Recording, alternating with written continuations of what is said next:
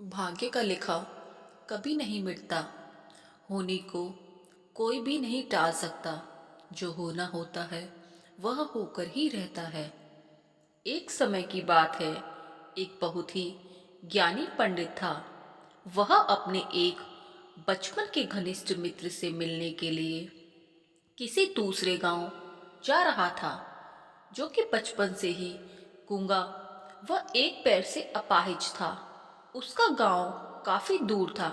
रास्ते में कई और छोटे छोटे गांव भी पड़ते थे। पंडित अपनी धुन में चला जा रहा था कि रास्ते में उसे एक आदमी मिल गया, जो दिखने में बड़ा ही हष्ट-पुष्ट था। वह भी पंडित के साथ ही चलने लगा। पंडित ने सोचा कि चलो अच्छा ही है, साथ साथ चलने से रास्ता जल्दी कट जाएगा। पंडित ने उस आदमी से उसका नाम पूछा, तो उस आदमी ने अपना नाम महाकाल बताया। पंडित को ये नाम बड़ा ही अजीब लगा, लेकिन उसने नाम के विषय में कुछ और पूछना उचित नहीं समझा। दोनों धीरे धीरे चलते रहे। तभी रास्ते में एक गांव आया। महाकाल ने पंडित से कहा, तुम आगे चलो, मुझे इस गांव में एक संदेशा देना है। मैं तुमसे आगे मिलता हूँ। ठीक है कहकर पंडित अपनी धुन में चलता रहा। तभी एक भैंसे ने एक आदमी को मार दिया, और जैसे ही भैंसे ने आदमी को मारा, लगभग तुरंत ही महाकाल वापस पंडित के पास पहुंच गया। चलते चलते दोनों एक दूसरे गांव के बाहर पहुंचे, जहां एक छोटा सा मंदिर था। ठहरने की व्यवस्था तो ठीक लग रही थी, क्योंकि पंडित के मित्र का गांव अभी काफी दूर था। साथ ही रात्रि भी होने वाली थी।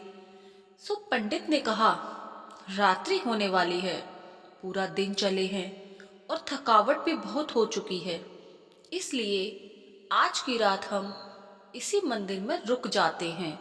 भूख भी लगी है, सो भोजन भी कर लेते हैं और थोड़ा विश्राम करके सुबह फिर से प्रस्थान करेंगे।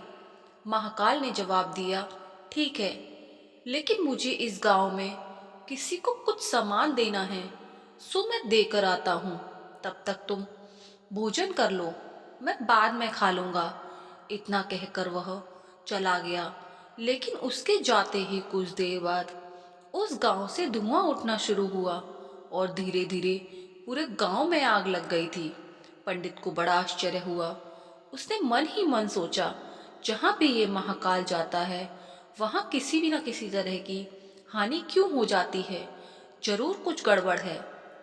लेकिन उसने महाकाल से रात्रि में इस बात का कोई जिक्र नहीं किया। सुबह दोनों ने फिर से अपने गंतव्य की ओर चलना शुरू किया। कुछ देर बाद एक और गांव आया और महाकाल ने फिर से पंडित से कहा, पंडित जी, आप आगे चलें, मुझे इस गांव में भी कुछ काम है, सो मैं आपसे आगे मिलता हूँ। इतना कहकर महाकाल जाने लगा। लेकिन इस बार पंडित आगे नहीं बढ़ा, बल्कि खड़े होकर महाकाल को देखता रहा कि वह कहाँ जाता है और क्या करता है।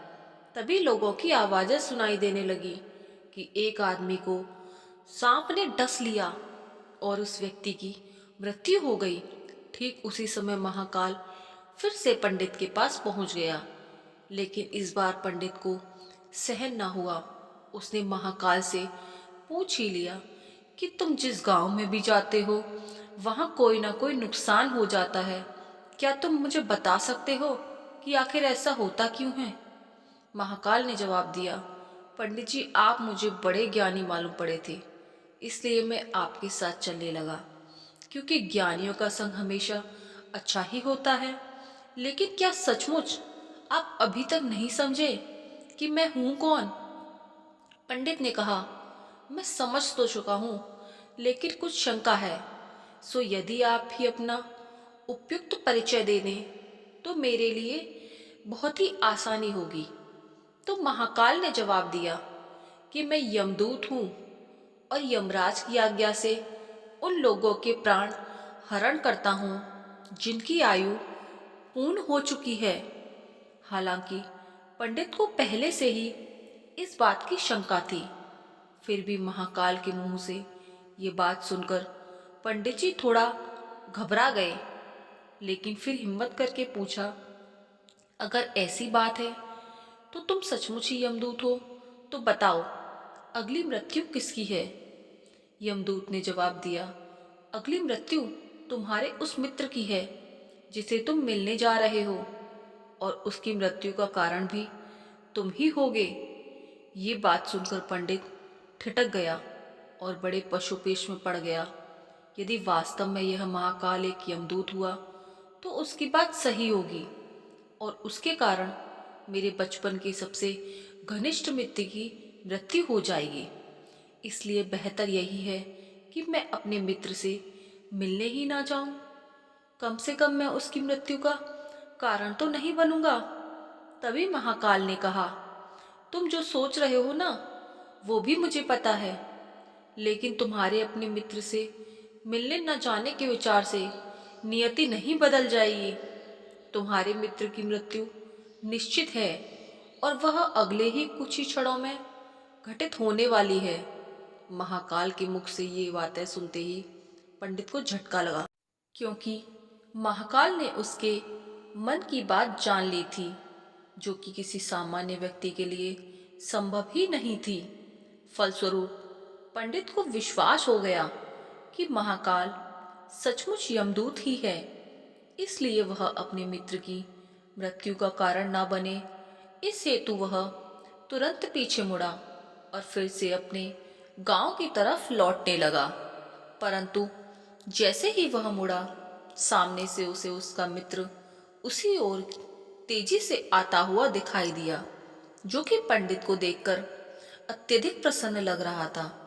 अपने मित्र के आने की गति देख पंडित को ऐसा लगा जैसे उसका मित्र काफी समय से उसके पीछे पीछे ही आ रहा था। लेकिन वह बचपन से ही गूंगा व एक पैर से अपाहिज था, इसलिए ना तो पंडित तक पहुंच पा रहा था और ना ही पंडित जी को आवाज देकर रोक पा रहा था। तो दोस्तों, ये थी कहानी। होने को कोई नहीं टाल सकता, जो होना है वो होकर ही रहता है। पंडित अपने दोस्त के पास ना जाना था, लेकिन फिर भी उसका दोस्त उसके पास पहुंच ही गया। होनी हमेशा होकर ही रहती है। तो दोस्तों, कैसी लगी आपको ये कहानी, हमें कमेंट बॉक्स में ज़रूर बताएं, और हमारे चैनल को लाइक एंड सब्सक्राइब करना ना भूलें। जय श्री राधे दोस्तों, धन्यवाद।